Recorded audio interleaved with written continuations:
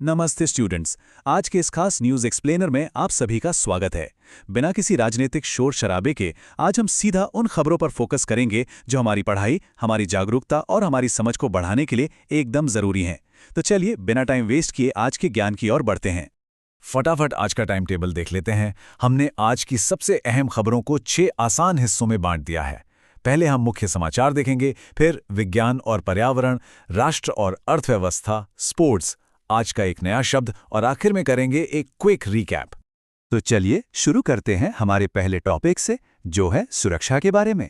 जरा सोचिए, air India का एक प्लेन हवा में है, उसमें 180 यात्री बैठे हैं और अचानक इंजन में आग लग जाती है।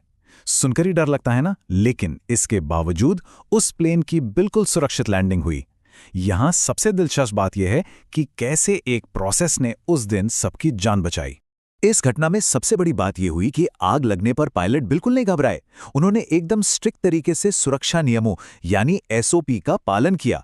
डिजास्टर मैनेजमेंट की पढ़ाई के लिए ये एक बेहतरीन रियल लाइफ उदाहरण है। इससे हमें एक बहुत ही पावरफुल लाइफ स्किल सीखने को मिलता है कि मुसीबत के समय पैनिक करने के बजाय शांत दिमाग से नियमों पर टिके रहना चाहिए।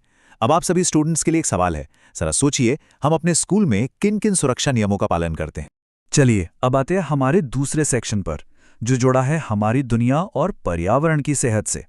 आज विज्ञान से जुड़ी दो एकदम अलग अलग खबरें हमारे सामने हैं। एक तरफ 13वें अर्थ केयर अवार्ड्स में पर्यावरण को बचाने वाले चैंपियंस का सम्मान किया जा रहा है, और ठीक दूसरी तरफ इबोला जैसी खतरनाक बीमारी के फैलने की वजह से एक बहुत बड़ा अंतर्राष्ट्रीय सम्मेलन टालना पड़ गया है।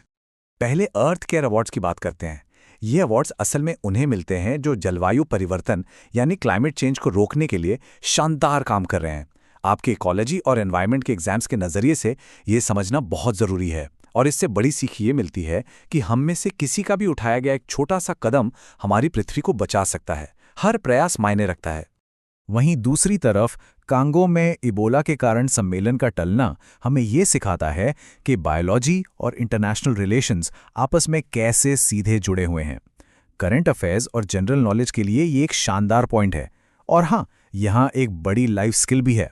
चाहे कोई इवेंट कितना भी बड़ा क्यों ना हो, स्वास्थ्य यानी हेल्थ हमेशा सबसे ऊपर होनी चाहिए। हमारा तीसरा सेक्शन बहुत ही दिलचस्प है, राष्ट्र और अर्थव्यवस्था। चलिए देखते हैं कि ग्लोबल घटनाओं का हम पर क्या असर होता है। कभी किसी ने सोचा है कि हजारों मील दूर किसी दूसरे देश में युद्ध चल रहा हो और उसकी वजह से हमारे आसपास बन रही सड़क का काम रुक जाए? ग्लोबल सप्लाई चेन कैसे काम करती है, ये उसका एक बिल्कुल परफेक्ट उदाहरण है। अर्थशास्त्र समझने वाले छात्रों के लिए यहाँ मुख्य पॉइंट ये है कि सड़क बनाने के लिए एक मटेरियल चाहिए होता है जिसे बिटुमिन कहते हैं, और ये ईरान से आता है। अब वहां युद्ध के कारण सप्लाई रुक गई तो यहां सड़क बननी रुक गई। ये साबित करता है कि ग्लोबलाइजेशन की वजह से दुनिया का हर हिस्सा आपस में जुड़ा हुआ है। भूगोल और ग्लोबल ट्रेड को समझने के लिए ये एक बहुत अहम केस स्टडी है। चलिए अब अर्थव्यवस्था की 3 और अहम अपडेट्स जल्दी से कवर कर लेते हैं। पहला डेटा ये है कि अनौपचारिक नौकरियां यानी इनफॉर्मल जॉब्स 15 करोड़ तक पहुंच गई हैं। दूसरा बहुत ही स्मार्ट अपडेट है टैक्स विभाग का। अब वो सीधे छापे मारने के बजाय डेटा का इस्तेमाल करके लोगों को टैक्स भरने के लिए याद दिला रहे हैं, जिसे नज करना कहते हैं। और तीसरा अपडेट यह है कि आईटी सेक्टर में आज आर्टिफिशियल इंटेलिजेंस यानी एआई स्किल्स की भारी कमी है। अपने भविष्य के करियर और नागरिक शास्त्र के लिए इन तीनों बातों को जरूर ध्यान में रखें।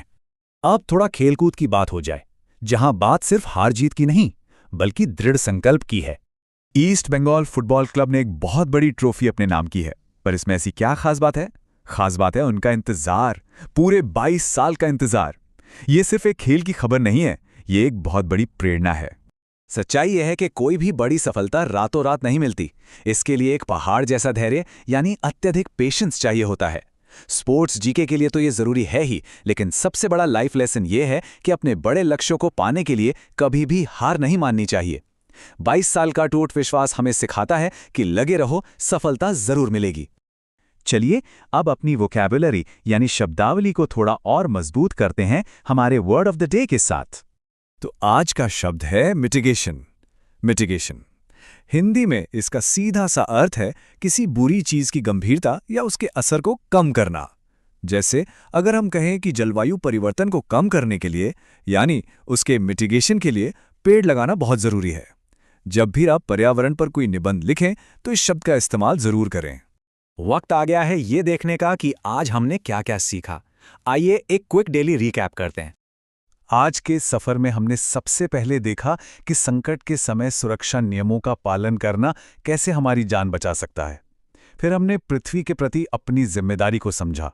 उसके बाद हमने जाना कि ग्लोबल सप्लाई चेन कैसे काम करती है और दूर के देशों की घटनाएं हमारे घर तक कैसे असर डालती हैं। और अंत में हमने फुटबॉल की उस शानदार जीत से 22 साल के इंतजार और धैर्य का सबक सीखा। और जाते जाते आप सबके लिए एक बहुत ही मजेदार सवाल, जैसे टैक्स विभाग लोगों को अनुशासन में लाने के लिए बिना डांटे डेटा और नज का बहुत ही स्मार्ट इस्तेमाल कर रहा है, क्या उसी तरह स्कूलों में अनुशासन सुधारने के लिए डेटा और तकनीक का इस्तेमाल किया जा सकता है? आपका इस पर क्या सोचना है? नीचे कमेंट्स में अपने विचार जरूर शेयर करें।